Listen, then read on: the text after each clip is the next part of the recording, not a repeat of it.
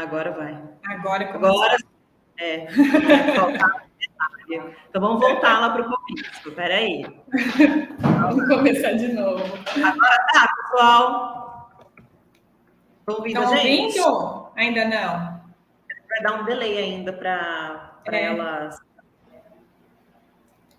Espera que vai dar um delayzinho para elas responderem para a gente. Ó, chegamos aqui, pessoal. Vamos ver. Agora sim! Agora sim!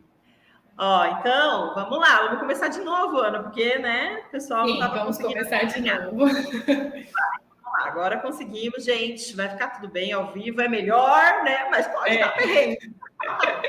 Sejam bem-vindos, pessoal, aí para conhecer o nosso novo projeto, para a gente discutir informações muito importantes sobre dificuldades de aprendizagem e transtornos de aprendizagem aí nos nossos consultórios. Então, sejam muito bem-vindas. Então, Ana, começa aí.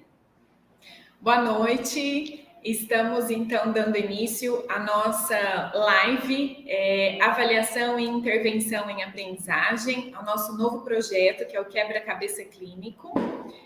Eu sou a Ana Paula, eu sou de Barretos, sou fonoaudióloga, especialista em fonoeducacional, sou neuropsicopedagoga também, atuo com avaliação e intervenção com crianças em fala e aprendizagem há mais de 20 anos.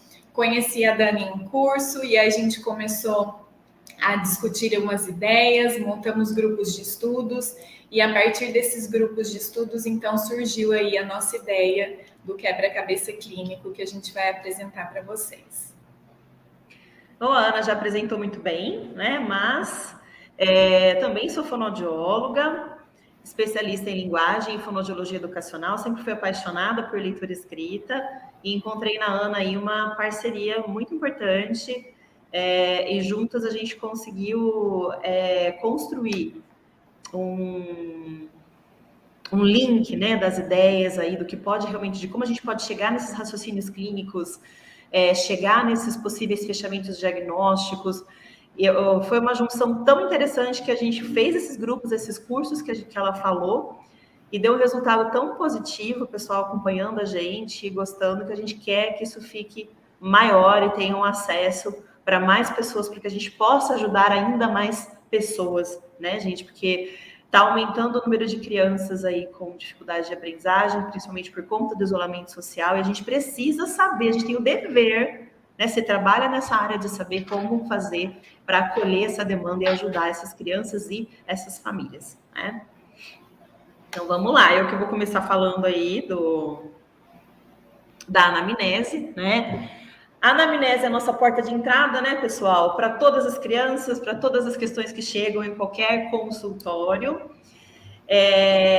Mas quando a gente pensa em dificuldade de aprendizagem, a gente tem algumas coisas que são importantes a gente pensar e que eu quis discutir aqui com vocês, eu e Ana. E esses quatro pontos aí são pontos cruciais na hora da gente estar conversando com essa família. Acaba que a primeira sessão é só para isso, né? Então, o primeiro ponto é a hereditariedade. Por quê? Porque, geralmente, no geral, né, na grande maioria das vezes, a criança que tem um transtorno de aprendizagem, que ela vai ter uma dislexia, que ela vai ter uma desortografia, que ela vai ter um transtorno de aprendizagem que não é específico, né, que ela vai ter outras questões aí que envolvem a aprendizagem, ela vai trazer para a gente uma hereditariedade. Não necessariamente ela vai falar assim, mas o pai, a mãe vai contar, né? O pai teve diagnóstico de dislexia, ou o tio era TDAH, mas talvez eles te falem algo do tipo, olha, o pai não ia bem na escola, né? O avô abandonou a escola porque não conseguia acompanhar, ou um quadro, às vezes você vai ter algo mais distante, como, por exemplo, um avô, alguém que lá atrás teve alguma questão neurológica, como, por exemplo, um Alzheimer, uma demência. Então, você vai ter uma hereditariedade aí, te dizendo que essa criança que vai ser avaliada por você pode realmente ter um diagnóstico, tá? Mas, Dani, toda vez vai ter algum histórico na família, né? Toda vez a gente vai se deparar com a hereditariedade? Não necessariamente. Por quê? Pode ser que essa criança seja a primeira da família a apresentar um problema, pode acontecer, né? Assim como pode ser que essa mãe não tenha essa informação, né? Que esse parente, esse familiar, essa genética esteja em algum lugar aí que ela não conseguiu identificar. E às vezes ela vai contar pra gente lá numa outro encontro, lembrei de fulano, lembrei de ciclano, né? Mas é algo importante porque já sinaliza, né, grandes chances da criança ter um diagnóstico em transtorno de aprendizagem. Né? Depois a gente precisa entender a vivência escolar dessa criança, que, né, ultimamente nós não tivemos, as crianças estavam em isolamento social e não estavam tendo essas vivências.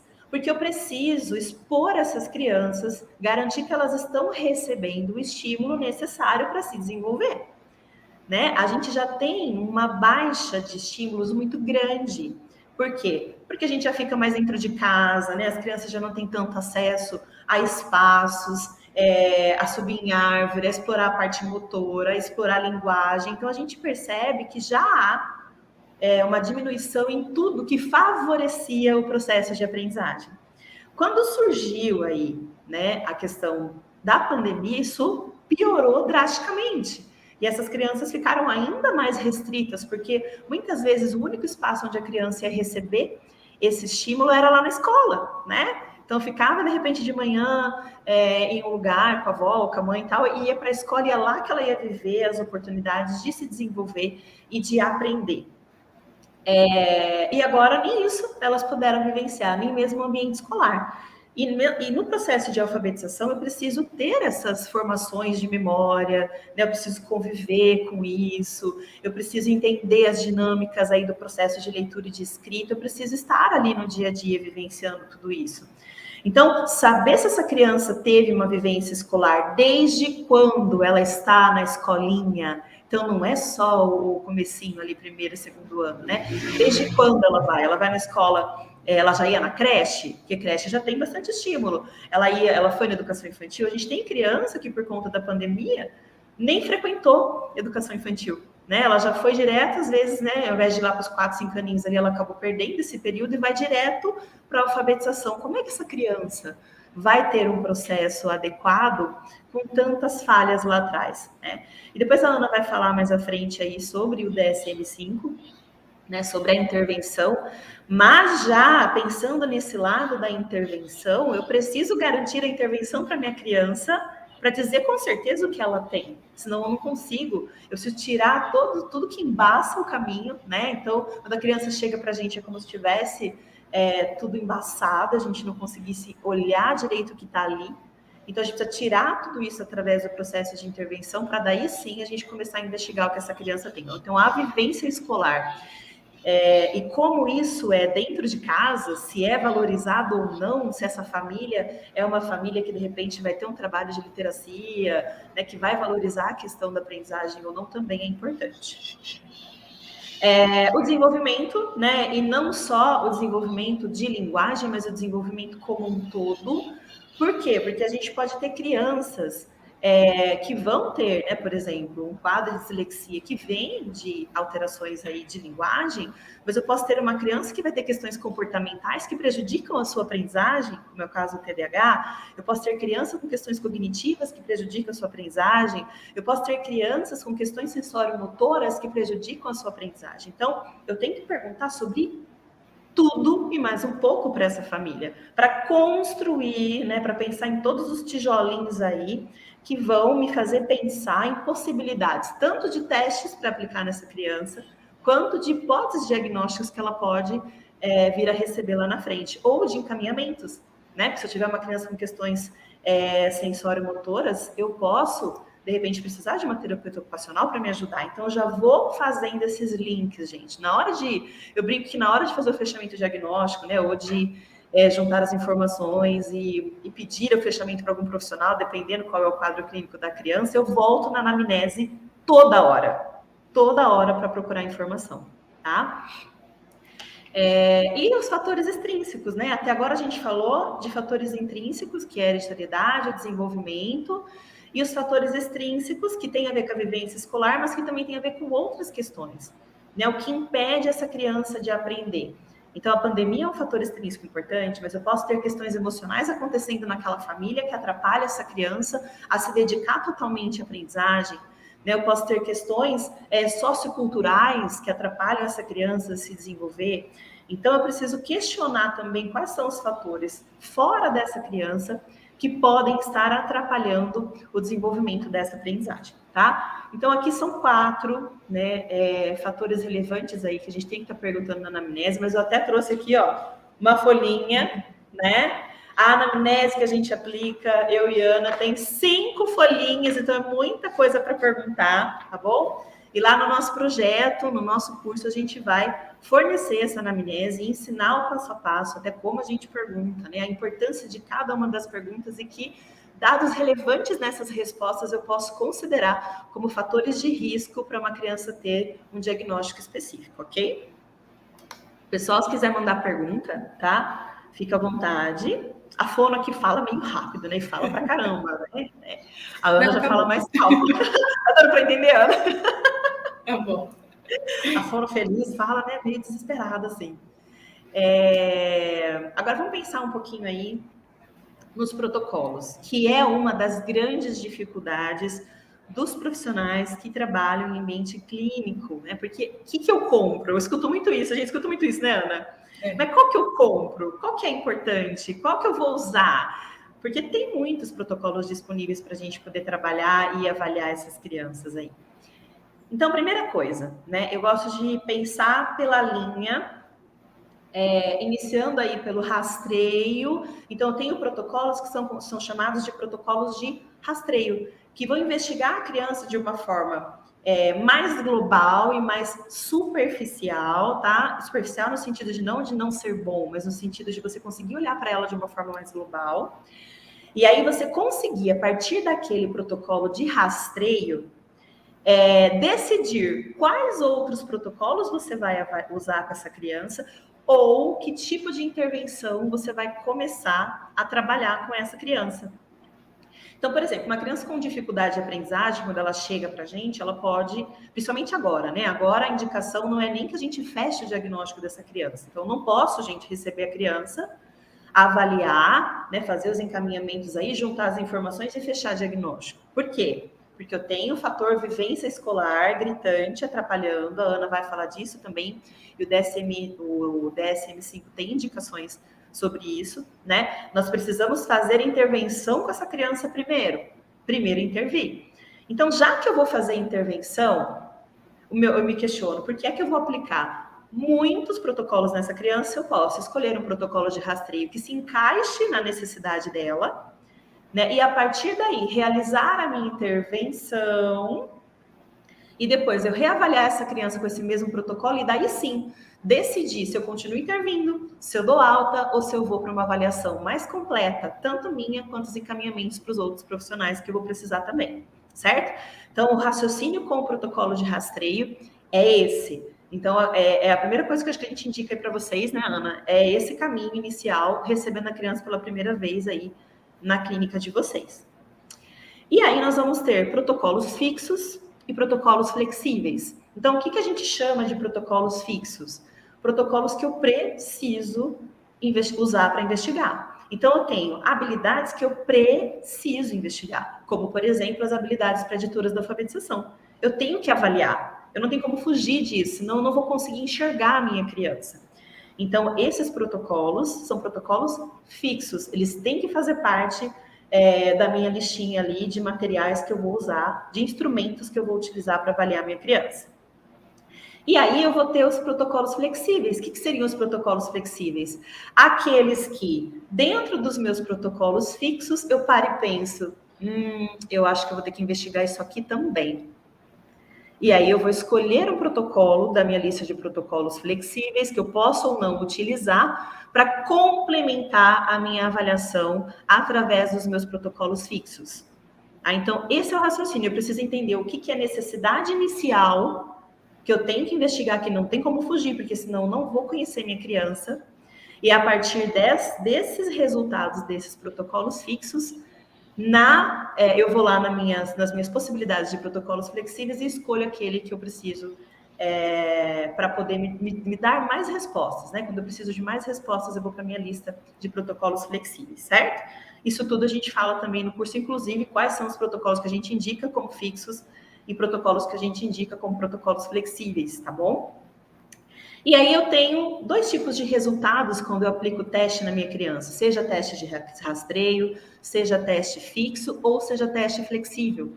Eu tenho resultados quantitativos e resultados qualitativos. Então, os quantitativos, o que são? Eu recolhi os dados daquela criança, né? Então, ela fez ponto, não fez ponto, ela fez ponto, não fez ponto. Eu coloquei, encaixei ela na tabela, eu encaixei ela por desempenho, dependendo, cada teste é diferente, né? E aí eu vou ter um dado quantitativo, e através desse dado quantitativo, esse livro, essa tabela, esse quadro de desempenho, ele vai me dizer se a criança está dentro do esperado ou não, certo? Antes fosse simples assim, a gente ia amar, né?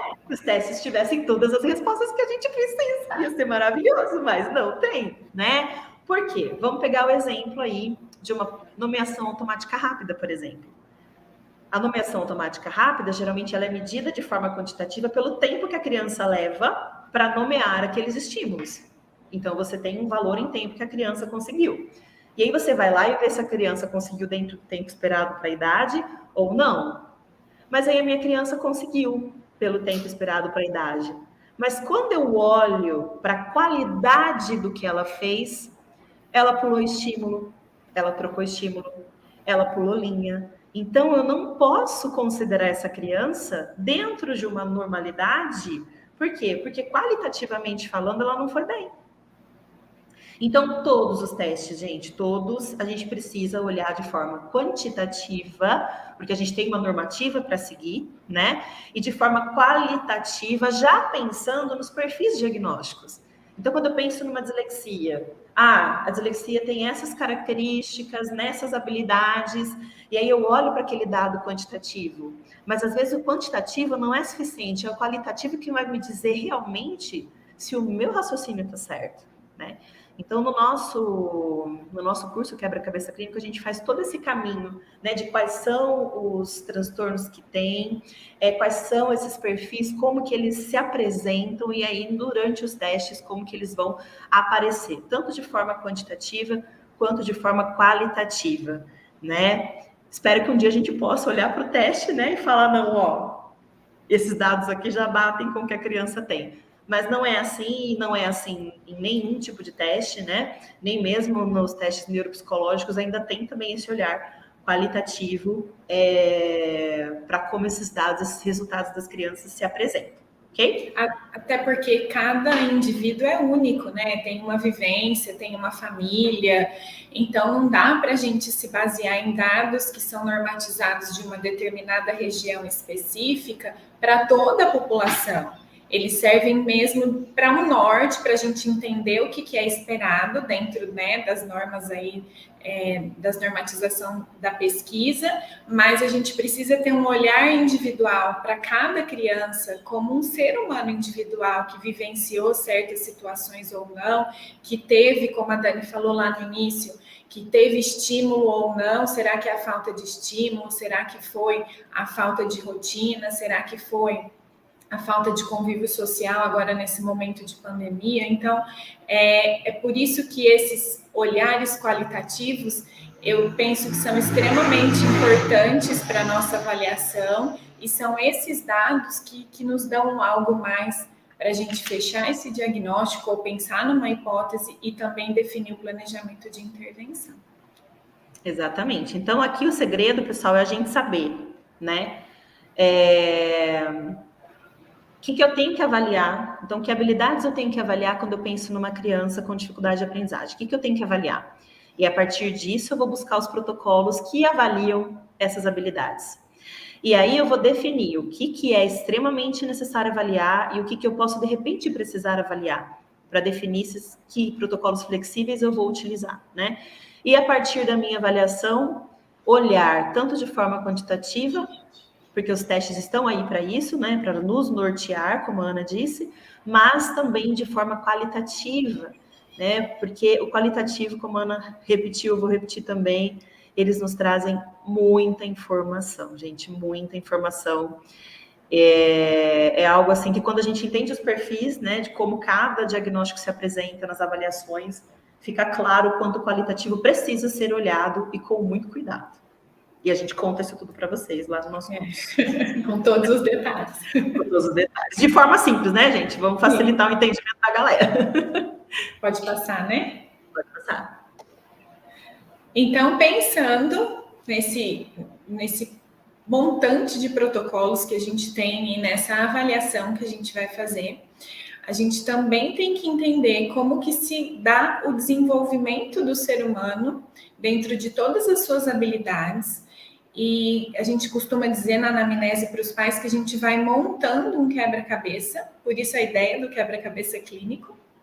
E também a gente começa a fazer um rastreio e uma avaliação das habilidades base, né? Então, como se fosse a construção desse alicerce. A partir desse desenvolvimento infantil que a gente começa a entender o que está faltando e começa a pensar nesse diagnóstico e montar esse quebra-cabeça. Então, é extremamente importante que a gente saiba quais as habilidades têm que ser avaliadas para depois escolher os protocolos. E dentro dessa escolha dos protocolos, eu também preciso saber o que esse protocolo avalia.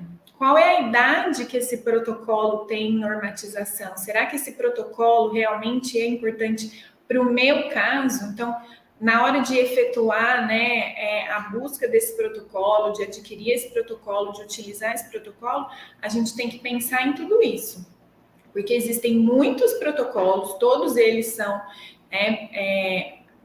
indicados a partir de normatizações. Existem protocolos que a gente chama de protocolos ecológicos, que não são normatizados, mas que são questionários que nos dão também dados, mas a gente precisa saber o que a gente quer, qual o nosso objetivo e qual o objetivo do protocolo. Será que realmente ele vai servir para aquele meu caso?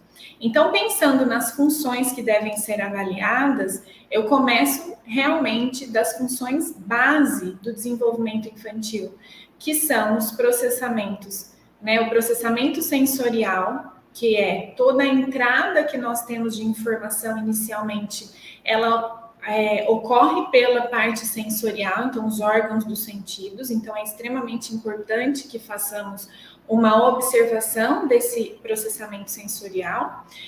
O desenvolvimento motor, que também é uma das primeiras habilidades que a gente desenvolve lá desde o bebezinho. E quando eu tenho falha em alguma questão motora, eu posso ter falhas lá na frente decorrente dessa falha motora. Então, é extremamente importante que a gente faça uma avaliação, né, do desenvolvimento motor. Seguindo aí numa hierarquia, a gente também tem que pensar nas entradas sensoriais de processamento visual e auditivo.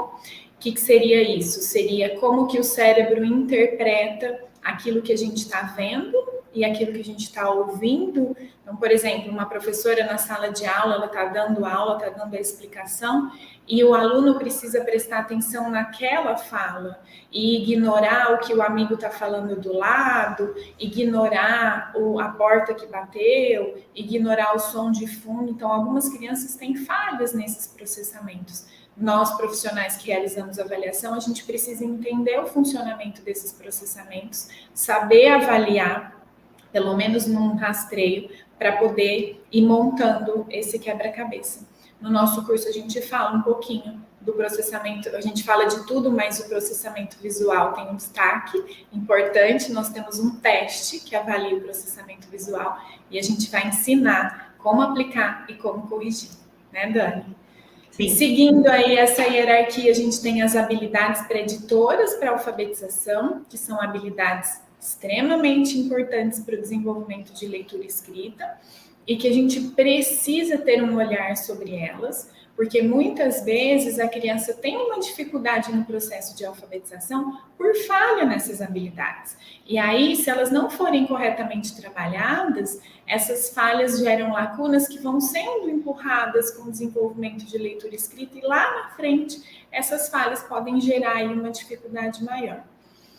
As habilidades preditoras, então, seriam o vocabulário, que é a quantidade de palavras que a gente tem no estoque, né? A nomeação de tudo que a gente vai aprendendo isso conforme a gente vai crescendo, a criança vai desenvolvendo sua linguagem, ela vai aprendendo que tudo tem um nome, uma função, então isso é vocabulário. Saber usar esse vocabulário, essa profundidade de vocabulário. Por exemplo, para eu interpretar um texto, se o meu vocabulário é reduzido, às vezes eu vou ter uma dificuldade nessa interpretação, porque às vezes a gente faz uma leitura, e se é uma leitura que a gente não conhece a maioria das palavras, a gente não vai conseguir interpretar aquele texto. Sabe-se que a gente interpreta o texto porque a gente tem aí 90% de palavras conhecidas naquele texto, pelo menos para a gente poder entender. Seguindo essas habilidades, então, a gente tem as habilidades metafonológicas, ou algumas pessoas falam, né, de consciência fonológica. Então, as crianças elas têm que ter noções de rimas, que são os sons finais das palavras, por exemplo, Rafael, pastel, pincel, todas as três terminam com o mesmo som. A literação, que são os sons iniciais, então quando eu falo para a criança, olha, má, o que começa com má? Tia, macaco, mala, maravilha. Algumas crianças têm dificuldade em buscar isso no seu repertório e aí a gente vai fazendo uma observação dessas habilidades. Outra habilidade metafonológica seria a análise e síntese. Então, quando a gente brinca, por exemplo, de soletrando, a criança vai dividir a palavra em pedacinhos, tanto pelo som quanto pela letra, ou ela vai juntar esses pedacinhos e formar a palavra. Então, antes da leitura, a criança tem que ter essa habilidade.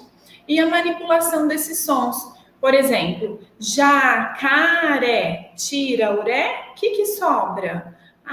Sobra jaca. Jaca é uma fruta, minha mãe gosta. Então, as crianças elas vão desenvolvendo essas habilidades para poder manipular os nossos sons da fala e, através dessa manipulação, conseguir desenvolver melhor o processo de leitura e escrita. Ainda nas habilidades preditoras, nós temos a memória operacional fonológica, que é a capacidade que a gente tem de reter a informação por um curto período de tempo, e a velocidade de acesso ao léxico mental, que seria essa nomeação automática rápida que a Dani citou lá anteriormente. E todas essas habilidades a gente vai explicar com detalhe no nosso curso. Nós temos um módulo só sobre as habilidades preditoras, para que vocês saibam direitinho como elas se desenvolvem e o que tem que ser observado. Eu vou te cortar um segundo, gente, eu não aguento, né? A Ana tem que ficar brava comigo, eu acho. Isso mesmo, a gente tem que compartilhar. E a gente está falando aqui das habilidades que nós chamamos de subjacentes, né? Nós temos ainda as habilidades adjacentes, que são, na verdade, preditoras das subjacentes, que são os processamentos da informação, que dois deles aí a Ana já falou, que é o auditivo e o visual, que a gente também fala no curso, né? Porque é aquela história, né? Do processador fonológico ou do processamento auditivo. A gente sempre entra naquela confusão quando está avaliando as crianças. Então, a gente precisa entender de todo o processo cerebral aí para conseguir fazer uma boa avaliação e entender esses resultados. E entender esse processo para poder desenvolver aí a intervenção ou pensar no diagnóstico, né? E ainda seguindo, então, nesse raciocínio de avaliação. Então, aqui a gente está fazendo um raciocínio de quais funções devem ser avaliadas. A gente também faz aí uma avaliação de como que está a leitura dessa criança e como está a escrita dessa criança. Então, para cada função, a gente tem aí os testes, os protocolos que a gente pode utilizar. A leitura, a gente vai fazer uma avaliação de como que está a velocidade dessa leitura, né, a acurácia dessa leitura, se essa criança compreende o que ela está lendo ou não, se ela só sabe ler palavras, se ela consegue ler o que a gente chama de pseudo-palavras, que são palavras que não existem, para a gente identificar uma rota de leitura dessa criança. Se ela lê frases, se ela consegue entender o que ela está lendo, ou se a leitura dela tem uma velocidade reduzida, e aí ela não consegue juntar o que ela leu para poder compreender. Então, lembra do que eu falei lá de análise e síntese, que seria o soletrando. Então, a criança vai ler lá, janela, e não consegue juntar esses sons e formar a palavra janela, a gente já vai fazendo essas observações.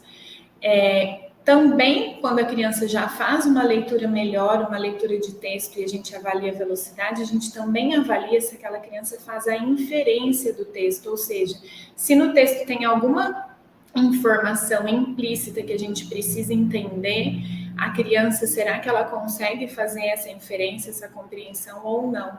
É importante que a gente faça esse tipo de avaliação também quando já faz a leitura textual. Na escrita, a gente avalia cópia, ditado, enfim, todas as funções aí da escrita.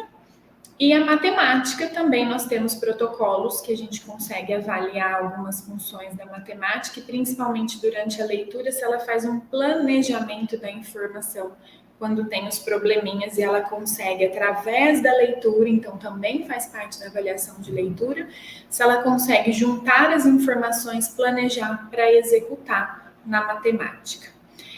Ainda nessas funções avaliadas, a gente também precisa avaliar funções executivas e atenção, que são funções altamente recrutadas durante todo o nosso desenvolvimento, não só de leitura escrita, porque para a gente aprender, a gente precisa dar atenção, a gente precisa planejar, a gente precisa ter um controle inibitório, que é a capacidade de parar e prestar atenção, enfim, todas essas funções que a gente chama de funções executivas também fazem parte do nosso processo de avaliação. E no nosso curso, de novo, a gente vai fazer aí alguns protocolos de avaliação, como aplicar, como corrigir e como fazer essas observações. Inclusive, tem um protocolo de matemática que a gente vai deixar disponível também, né? Que é um ótimo protocolo, por sinal. E assim, tá, pessoal? Esses protocolos que a gente está falando que vai disponibilizar é porque eles não existem mais para publicação e não existe para compra, tá bom? Então, por isso a gente pode disponibilizar. Na verdade, são 2, que a gente vai dar para vocês, né? Vai para vocês poder baixar e ficar para vocês. Os outros que a gente está citando aqui, a gente vai ensinar, né? Mas precisam ser adquiridos, tá bom? Porque a gente tem, né, que respeitar os amiguinhos, os nossos queridos cientistas aí que preparam todos os instrumentos para a gente. Então, a gente só vai fornecer aqueles que realmente a gente pode, tá? E é importante colocar que esses protocolos são protocolos abertos. O que seriam protocolos abertos? Que qualquer profissional que trabalha com aprendizagem pode aplicar, não só especificamente o neuropsicólogo. Existem alguns protocolos que são fechados, só dos neuropsicólogos, mas esse que nós usamos para avaliação cognitiva desse perfil cognitivo são protocolos abertos. Então, tanto o fono, quanto o neuropsicólogo, quanto o psicopedagogo podem estar utilizando. E aí, então, nós avaliamos a criança, né? E com base nos dados aí dessa avaliação, a gente vai ter que tomar algumas decisões.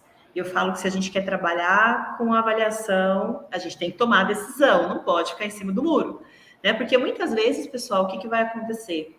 Essa criança vai chegar para você com alguma indicação já de um outro profissional, pedindo a sua avaliação para dizer o que está acontecendo, né? Chega muito para a gente assim. Ou então a escola vai te mandar para você dizer o que está acontecendo. Então a gente precisa ter esse caminho para poder ter essa resposta. Isso é muito sério, né? A gente sofreu muito por muito tempo aí com famílias que chegavam aos consultórios e não conseguiam as respostas que estavam procurando. Então a gente precisa ter essas respostas, né? Ou pelo menos o caminho para esses pais seguirem para ter essa resposta quando o diagnóstico não é da alçada da nossa área, né? Que tem isso também, tem diagnósticos que são por área, né? Então, por exemplo, a dislexia é um diagnóstico que a fonoaudiologia pode fechar, mas a gente precisa da avaliação multidisciplinar. Então, a gente tem que pensar para quem que a gente vai encaminhar essas crianças. Então, se a minha criança, ela tá com questões aí do processamento visual, né? De repente, eu posso encaminhar ela para uma avaliação de optometria, para ver essas questões percepto-visomotoras. Eu tenho também o teste, que é o DTVP2, que a gente vai ensinar e fornecer para vocês no curso, que é um teste que a gente precisa ver e rever muitas vezes para aplicar, né? As alunas que já fizeram o curso ou já usam sabem disso. Que traz essas questões percepto-visomotoras, mas de repente eu posso também precisar da investigação do profissional específico. Se essa criança vai precisar da neuropsicologia, né? Porque eu preciso ver essas questões de funções executivas, eu preciso ver o QI dessa criança. Se eu tiver uma criança com déficit cognitivo, então eu tenho uma grande justificativa para todas as dificuldades dela de aprendizagem. E aí eu vou ter que trabalhar ela num contexto mais geral, né? Então muda a minha forma de enxergar essa criança e de trabalhar essa criança. Eu preciso da avaliação neuropsicológica.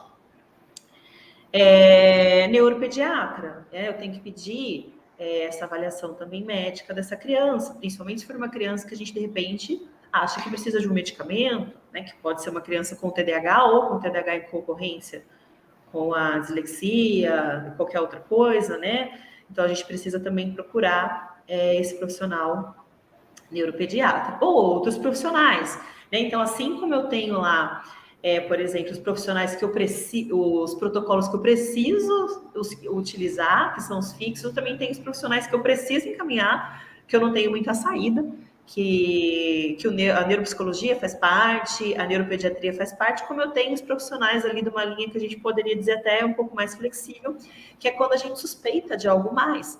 Então, se eu tenho uma criança, por exemplo, que se enquadra ali num transtorno específico da aprendizagem de disgrafia, eu preciso da avaliação da TO, né? Para me dizer se essa disgrafia não está vindo aí de um TDC, de um transtorno da coordenação. Então, esses outros aí, quem mais eu posso, de repente, precisar? Né? A avaliação psicopedagógica, no caso da gente que é fono, para poder dizer na parte pedagógica como está essa criança. E aí, com base em todos esses dados, porque daí eu vou ter os dados da minha avaliação, quantitativos e qualitativos, né, mais os resultados da minha anamnese, que nós falamos no começo, mais os dados de todas as avaliações que eu encaminho, que já vieram para mim, que essa criança já vem com algumas avaliações para a gente, né? Eu vou juntar tudo isso, então eu preciso ir lá, né, no DSM-5, que a Ana dá uma aula sobre isso também, né, eu tenho um módulo sobre isso lá no nosso curso, de onde essa criança se encaixa, o que essa criança tem, né? Que é isso que todo mundo quer saber, né? Todo mundo quer dar nome aos bois. O que essa criança tem? O que será? Essa criança tem dislexia? Ela tem dislexia? Que tipo de dislexia é? Que subtipo é? É visual? É mista? É fonológica? Essa criança tem TDAH? Essa criança tem um TDAH e dislexia? Tem uma concorrência que é comum, né? Atinge aí uma média de 80% das crianças. Essa criança tem um transtorno de aprendizagem não específico? O que tem essa criança que está aí na tua frente? Então, olha só como tudo que a gente veio construindo aqui, né, nesse bate-papo com vocês, a importância de saber a fundo como que é cada um desses transtornos, né, como eles podem acontecer, ocorrer, o que eu tenho disponível para avaliar, então tudo isso é importante. Ou essa criança tem um DI, né, o rebaixamento cognitivo, que acusou lá na avaliação neuropsicológica, e se tem um DI, quais são os rebaixamentos mais graves para a gente começar a planejar essa intervenção com essa criança. Então, é muita coisa para pensar, é muito detalhe que muitas vezes faz a gente ficar doida em cima de um monte de informação, né? Mas que se a gente tiver onde buscar esses conhecimentos, onde entender isso, a gente se sente um pouco mais segura para poder, a gente se sente mais segura para poder atuar. Né? Então, essa é a reflexão que a gente faz aí no final, com tudo em mãos, para poder dizer o que essa criança tem, ou a hipótese do que ela tem, para então falar para a mãe, não, olha, o seu filho tem dislexia. Não, o seu filho provavelmente tem tal coisa, eu preciso que você vá fechar o diagnóstico com o neuropediatra. Né? Então, tudo isso a gente precisa saber, a gente precisa dar essa luz, né, para que essa criança também na escola possa receber o apoio que ela precisa, né? A gente tem uma nova lei que entrou aí para as crianças com transtorno de aprendizagem, graças, né, ao divino aí, muito importante, que agora a gente tem isso para ajudar nossas crianças, mas que só a lei não faz milagre. Os profissionais clínicos precisam contar como né, que essa criança se apresenta dentro do transtorno dela, o que ela vai precisar de auxílio lá na escola também. Então, olha só, né, gente, se eu falar milhões de vezes aqui da importância, da relevância do trabalho do profissional clínico que avalia e vai intervir com essas crianças, a gente não vai conseguir mensurar, porque é só na prática mesmo, vendo os benefícios que essa criança tem, né, tanto na escola, quanto na autoestima dela, né, gente, porque é a autoestima da criança que está em jogo. Então, a gente precisa saber o que ela tem para saber ajudar. tá? E a gente conta tudo isso aí no nosso curso. E aí, né, feita aí nossa avaliação, nosso raciocínio, nossas hipóteses, a gente vai pensar em intervenção, que é uma outra coisa que muita gente nos pergunta. Como que a gente faz a intervenção? O que a gente vai usar nessa intervenção? Como que a gente planeja?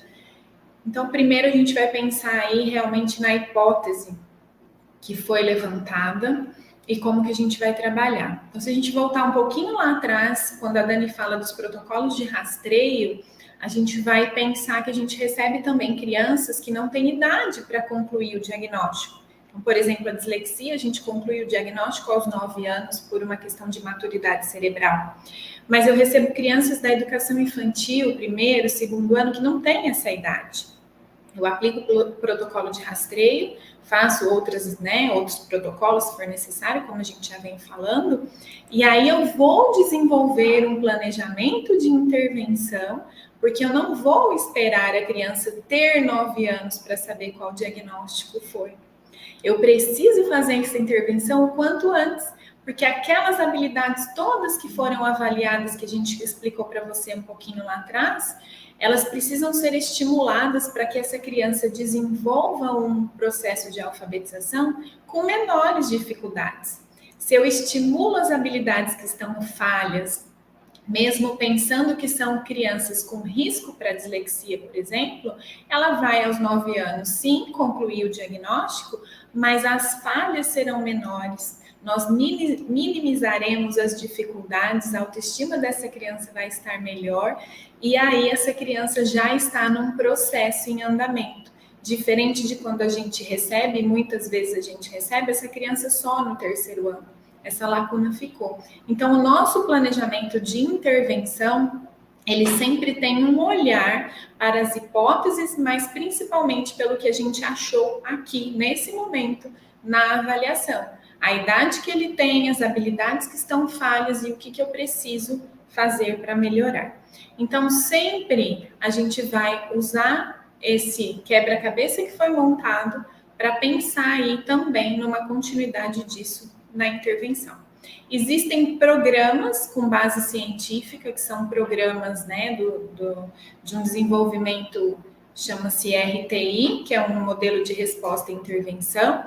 Programas de intervenção, então, alguns são baseados em 10 sessões, em 12 sessões, para ir desenvolvendo essas habilidades. São programas que eu gosto muito, porque são programas também que foram realizadas pesquisas e nos dão dados desses resultados.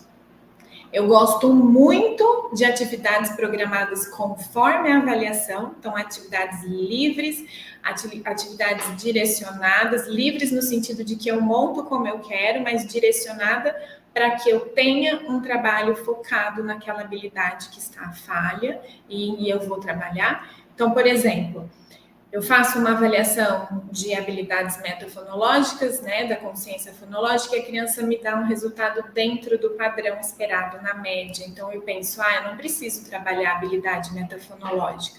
Mas quando eu vou fazer a avaliação qualitativa e vou avaliar cada subteste, por exemplo, eu vejo que a criança, na hora de fazer lá a análise e síntese, ela me mostrou uma troca de letras, por exemplo, T e D, F, V. Então, eu tenho uma sinalização aí de que a consciência fonêmica, que são os sons das letras, tem alguma falha. Então, eu vou trabalhar aí com essa criança nas habilidades metafonológicas na consciência fonêmica, que são os sons das letras, que fono ama de paixão, né, gente? E as psicopedagogas também estão aprendendo. Os professores estão usando isso em sala de aula e eu fico extremamente feliz, porque temos que saber os sons das letras, sim. Ainda, né, nessa intervenção, a gente pensa nos dados quantitativos e qualitativos, que foi esse exemplo que eu dei para vocês, mas a gente também tem que usar muitos recursos lúdicos, jogos e brincadeiras que envolvam essas habilidades que as crianças apresentaram falhas na intervenção. A sessão ela tem que ser prazerosa, a gente vai trabalhar realmente com a dificuldade da criança. E se você deixa só aquela sessão fixa, engessada, em protocolos rígidos, a criança chega um momento que ela não quer vir mais. E eu fico muito feliz quando as mães falam: ai, Ana Paula, ele não via a hora de voltar, porque tem que ser lúdico, tem que ser concreto, para que essas habilidades que são trabalhadas na sala de intervenção possam ser além da terapia, que elas possam ser levadas para casa e para a escola. Só assim a gente vai saber que realmente está fazendo resultado. E ainda pensando nesse planejamento, nós não podemos nos esquecer da orientação do DSM-5, né? Que, por exemplo, para o diagnóstico de dislexia, a gente tem que pensar na idade. A criança tem que ter passado por uma avaliação em equipe multidisciplinar, principalmente com fono e neuropsicológico, para descartar os aspectos cognitivos, mas principalmente, antes de concluir o diagnóstico, essa criança tem que ter passado por, no mínimo, 6 meses de intervenção, com uma intervenção com um profissional direcionado. E aí a gente teve a pandemia. Então, além, né, desses 6 meses, a gente tem tido aí uma orientação que façamos uma intervenção com essas crianças de, no mínimo, 8 meses a 1 ano, para depois pensar em conclusão de diagnóstico. Então, gente, não é sair rotulando: essa criança não lê, ela é disléxica. Vocês viram como é complexo, como temos que montar realmente um quebra-cabeça para a gente pensar, e que existem várias hipóteses diagnósticas para a gente poder concluir? Vem com a gente. É isso aí. Então, agora a gente vai contar especificamente do nosso curso, tá bom? E tudo que ele engloba. Então, prestem atenção para vocês não perderem nada. A Ana vai começar. E façam perguntas, pessoal. Tá muito quietinho aí. Eu tô adorando os elogios. Mas eu também quero perguntas, porque eu quero que pega fogo aqui, ó. Vamos lá. Pois é. Então, assim, né? Nosso quebra-cabeça clínico. Pensamos em tudo que você precisa saber sobre diagnóstico diferencial e intervenção nos transtornos de aprendizagem. Será um curso 100% online pela plataforma Hotmart. Terão aulas gravadas, são 7 módulos de aulas gravadas. Todas as aulas nós disponibilizaremos vários materiais, artigos científicos, com tudo que temos de estudo, né, baseado as normatizações de testes, enfim, vários artigos a gente já está separando. E o melhor, teremos a aplicação e correção de 6 protocolos. Então, nós faremos aí a aplicação e correção do DTVP2, que é um protocolo que avalia o processamento visual, que vai nos dar informações sobre o desenvolvimento desse processamento, que vai nos ajudar a pensar nessas hipóteses, nos ajuda a pensar no déficit, no TDAH, na dislexia visual, se é só uma questão mesmo processual. Então, é um bom rastreio, um bom teste para que a gente faça um diagnóstico diferencial.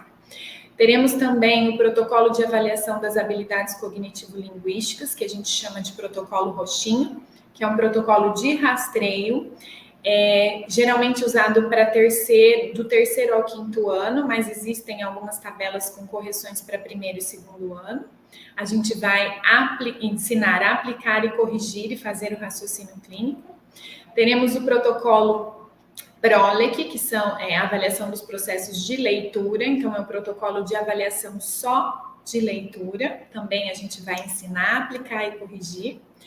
Teremos protocolos do livro Avaliação de Linguagem e Funções Executivas, que é o discurso narrativo oral, é um protocolo que nos ensina a ver como a criança faz o reconto quando ela escuta oralmente e outras habilidades de funções executivas. Teremos o protocolo Discurso Narrativo Escrito, que é um protocolo que avalia leitura e interpretação, velocidade de leitura e inferência. E teremos o Hailing, que é um protocolo de completar frases, que avalia o controle inibitório, o planejamento e a linguagem, porque muitas vezes a gente pensa que a criança tem aí uma questão na leitura, e a questão dela está muito além disso, vem lá atrás na base, que é uma dificuldade relacionada ao processo de linguagem.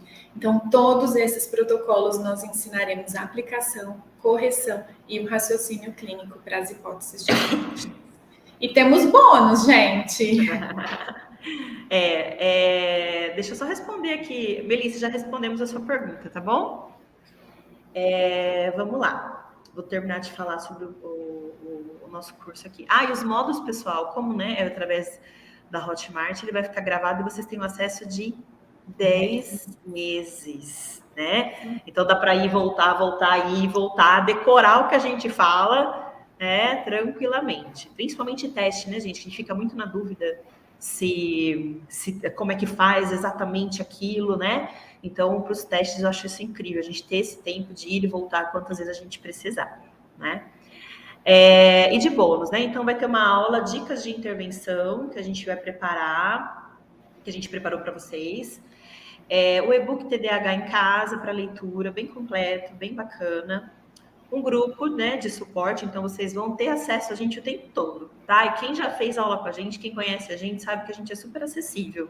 A gente adora trocar com vocês.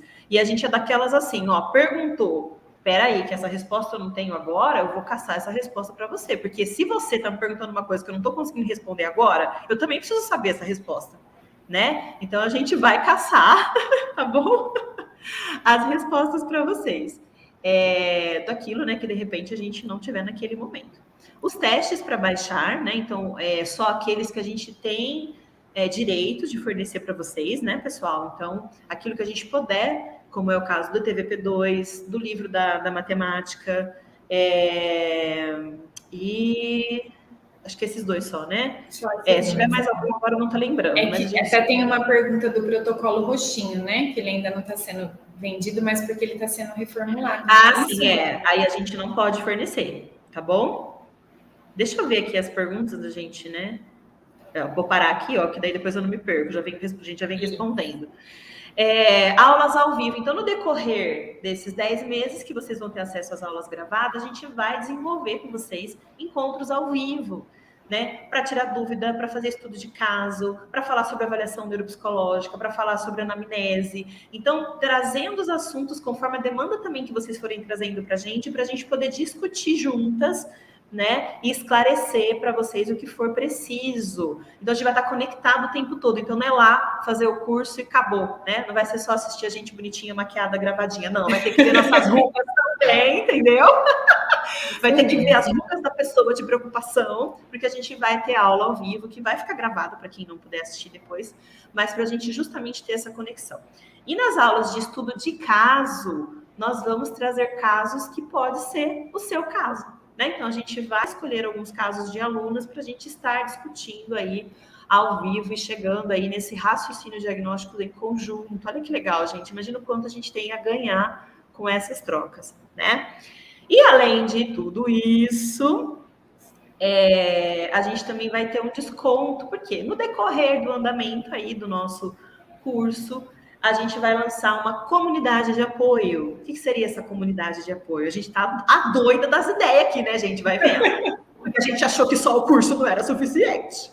Porque é muita informação, né, gente? Quando a gente pensa em transtorno de aprendizagem, é muita informação. Então, a gente vai lançar essa comunidade no decorrer, e nessa comunidade nós teremos mais informação. Então, nós teremos convidados para vir dar aulas para vocês, né? Então, neuropsicólogo, neuropediatra, a gente já está fazendo os contatinhos, já fez os contatinhos com a galera. Então, a gente vai trazer outras informações, discussão de artigo, material de intervenção e planejamentos de intervenção. Então, a comunidade vai ficar recheada de tudo aquilo que a gente precisa para trabalhar com essas crianças, tá? E aí, essa comunidade ela é exclusiva só para aluno, tá bom? E aí, vocês comprando o curso com a gente agora, vocês vão ter um desconto para participar dessa comunidade a hora que ela for lançada, tá? Deixa eu ver aqui as perguntinhas, espera aí. Aqui, ó, da Melissa. Qual e quais profissionais podem dar o diagnóstico de dislexia? A fono, tá bom? O diagnóstico de dislexia é da fonoaudiologia, tá bom? Então, se alguém fechar diagnóstico de dislexia sem avaliação da fono, não pode. Então, não é que a fono fecha sozinha, tá, gente? Ninguém fecha nenhum diagnóstico sozinho hoje em dia, na verdade, nenhum, nem nas áreas de linguagem oral, né? Você precisa da avaliação multidisciplinar, mas quem bate o martelo e fala, não, essa criança tem dislexia, é a fono, tá bom? O fechamento é da fono. Parabéns, meninas, obrigada. Gostaria de saber se o curso contempla também quem trabalha com crianças autistas. Então, o curso em si, ele não está direcionado para crianças com autismo, né? Mas na avaliação, a gente tem alguns procedimentos, porque, na verdade, a gente vai acabar aplicando os mesmos protocolos, né, na avaliação. A gente vai só escolher de uma forma diferente. O que a gente pode estar fazendo, Chayane, é fazer uma aula ao vivo sobre isso, né? Porque a gente vai ter uma demanda de crianças autistas. Até gostaria de colocar uma experiência. Esse último mês eu avaliei 2 crianças, uma do primeiro e uma do segundo ano, com um diagnóstico de autismo leve, e eu usei os protocolos que a gente usa e que a gente vai explicar no curso. Então, dá sim para fazer uma avaliação quando a gente quer descobrir quais as habilidades que estão em falha, para saber quais as habilidades dessa criança eu vou precisar trabalhar. Então, a gente sabe que a criança tem um diagnóstico de base, que é o autismo, mas a gente precisa saber, para a intervenção, quais as habilidades que precisam ser trabalhadas. Então, é a partir de uma avaliação de todas as habilidades para a gente poder entender esse funcionamento daquela criança. Então, dá para usar sim, tá bom? Mas aí já fica, Ana, já vai anotar essa aula como Sim. aula mesmo, porque a gente está com uma demanda grande de criança com autismo, isso. Né? Que vai chegar, né, gente? As crianças vão para primeiro. Isso, exatamente. A Fabrícia. Está tão gostoso de ouvir que me dá para pensar em perguntas. Melhores que bate meu Obrigada, Fabrícia. Aliás, quero agradecer todos os comentários que vocês estão fazendo, dizendo que a aula está muito todos, boa. Né? A gente preparou tudo com muito carinho. Tem algumas amigas minhas aqui, eu espero vocês no curso, meninas. Deixa eu responder as perguntas, pessoal. Fica aí, porque tem desconto, além desse desconto que a gente já deixou aí, viu? Aguenta o tranco aí que a gente vai contar agora, hein? Deixa eu acabar de responder a turma aqui. A Ana falou, né, que o protocolo roxo, que é o protocolo de habilidades cognitivo-linguísticas, ele não está para venda porque ele está sendo reformulado. Inclusive, muito importante a sua pergunta, Noelita, porque o que vai acontecer com o curso? A gente vai sempre estar atualizando os módulos, justamente por isso. Então, a hora que sair esse novo protocolo roxo, a gente já ensinou a aplicação para vocês no curso. Já vai ter assistido a aula, então a gente vai ter que trazer para vocês, né, o que mudou no novo protocolo, porque quem comprar o protocolo novo roxo vai precisar saber. Então, a gente vai estar sempre atualizando, tá, pessoal? Porque muda protocolo, né? Muda a informação do DSM-5, sai pesquisa nova. Então, o curso e a comunidade serão constantemente atualizados, tá? Queria saber mais sobre intervenção. Vamos ter algo sobre RTI. O RTI, ele é um modelo direcionado para a escola, né? Então, não é o foco do nosso curso aqui. Mas o material utilizado no RTI, ele é um material, como a Ana citou, que pode ser utilizado na intervenção, né? Então, a gente pode estar falando dele, sim, nos processos de intervenção, tá bom? Mas, além do RTI, né, que são as 3 camadas aí, a gente vai ter outros programas, livros também prontos para intervenção, bem parecidos, inclusive, com o RTI, mas ele é uma das possibilidades. Aqui eu já respondi para a Vanessa, a mesma coisa. Então, vamos lá, né? Vamos contar do desconto. Então, olha só como a gente amanheceu generosa nesse domingo, gente. Olha para a cara da generosidade. Essa é a cara da generosidade, tá? Então, aí, ó, já tem um desconto aí de 997. Gente, eu sou míope até de óculos. 997, por um período limitado, a gente, né, fez o desconto para 687 ou 12 vezes de R$63. Então, assim, né, gente, um valor de investimento por tudo que a gente vai oferecer, eu acho que bem bacana. Mas quem está no grupo da nossa live, quem não tiver, corre lá, que tem os links lá nos nossos stories, vai ter mais desconto. Vai ter mais desconto. O desconto, se vocês comprarem agora que eu falo, em 24 horas, tá, pessoal? Então, agora às 7 começou a valer esse desconto e vai até às 7 horas de amanhã. Vai ter mais 10% de desconto em cima desse valor de 687. Tá bom? Então vai sair ainda mais barato para vocês que estão aqui com a gente hoje. E aí a gente coloca o cupom de desconto lá no grupo. Isso, a gente vai colocar o cupomzinho. Se vocês quiserem anotar já, o cupom é Live Quebra Cabeca Clínico, tá? Porque não tem cedilha. Então é Live Quebra Cabeca Clínico. Se vocês tiverem mais dúvidas, tem o nosso site, tá bom? Ó, www.quebracabecaclinico.com.br. Lá tem perguntas e respostas, lá está descrito todos os módulos. Então, ai, nossa, eu quero comprar, mas eu não estou na dúvida. Então, para aproveitar a generosidade das fonos aqui, acesse o site, dá uma olhada lá, tá bom? E aí lá vocês têm essas perguntas e respostas aí para poder... deixa eu colocar aqui o cupom para vocês, ó. Eu não Live consigo. Quebra-Cabeça Clínico. Live Quebra-Cabeça Clínico. Isso. Agora o link do site. Do site. Não, do site. Não, o link do grupo, né? Do grupo, vocês não têm aí? Ai, gente, é um link tão complexo. Faz assim, ó. A gente faz stories com o link, né? Porque a gente só consegue colocar link no stories do Instagram. E a gente vai colocar o link do curso, da compra do curso, lá na nossa bio, tá bom? Então, dá uma olhadinha no nosso stories. Se o Renan estiver assistindo a gente, ele pode colocar pra gente. O link do... O link do grupo do WhatsApp. Ó, repetindo. O curso está com esse desconto de 997 por 687. A gente ainda não definiu o período que vai ficar, mas é um período limitado, então ele já tem esse desconto para vocês, tá bom? De até no máximo aí 12 vezes de R$ 63,93. Gente, tá muito barato porque vai ter tudo lá, tá tudo lá, né? E o que não tiver a gente vai colocar depois na comunidade também. Então, tá incrível já. Mas aí, com esse cupom de desconto lá, a hora que vocês entrarem na Hotmart, eles pedem lá, tem cupom de desconto? Você colocando Live Quebra-Cabeça Clínico, você vai ganhar mais 10% em cima desses 687, tá bom? Então vai ser um preço muito bacana e você ainda pode parcelar em até 12 vezes. E venham, gente, vem fazer essa troca incrível com a gente, né, Ana?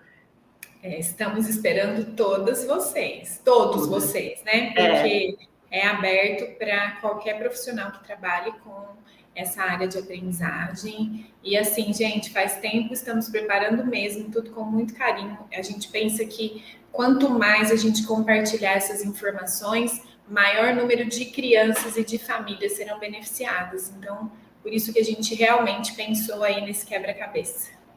E eu falo que quando a família te procura, ela quer uma resposta, né, gente? Ela quer uma resposta, essa criança precisa de ajuda, então a gente tem que estar pronto para isso. A gente não pode mais titubear, né, e ficar, vamos fazer isso, será que não passa o neuropediatra? Aí o neuropediatra, né, não deu a resposta que precisava, fica ali em cima do muro. Não, a gente tem que ser a voz que vai falar, não, peraí, vem cá, vamos ver o que está acontecendo, vai fazer isso, vai fazer aquilo, vamos descobrir, vamos ajudar essa criançada. É o nosso papel, né? É a nossa missão. Sim, vai ter certificado, tá bom? Certificado digital, acabando o curso, a gente tem lá como ver na Hotmart, que completou o curso bonitinho, avisa, a gente vai mandar o certificado digital por e-mail para vocês, tá bom? Então é isso, a gente espera vocês no curso, nós vamos colocar lá no grupo o link para vocês, vamos colocar na nossa bio e vamos colocar no Stories também. Um beijo, né? Muito obrigada. Eu não quero mais ir embora, gente, como eu gosto de falar. Pois é, tá tão gostoso. Muito bom, a gente ama estar com vocês. Então... As meninas que foram dos nossos grupos de estudos, elas sabem, né? Que a nossa aula de 2 horas, ela sempre se estende. Sempre estende, porque a gente não quer, mas a gente já, né, quer abraçar e ficar com vocês mais tempo. Então, não tô querendo ir embora não, mas eu vou. Gente, muito obrigada mais uma vez pela presença de vocês, pela confiança, pela participação no nosso grupo. E divulguem para amigos, para pessoas que precisam também fazer esse tipo de curso, que querem aprender. Vamos ajudar cada vez mais as crianças que nesse momento que a gente vivenciou estão precisando muito do nosso trabalho. Um beijo. E daqui a pouco a gente manda os materiais lá no grupo também, tá Isso, bom? lá no grupo vai ter material da live, material exclusivo e a gente vai abrir para tirar dúvidas, tá bom? Isso, a gente continua conversando lá no grupo. Beijo, gente. Beijo. Tchau, tchau.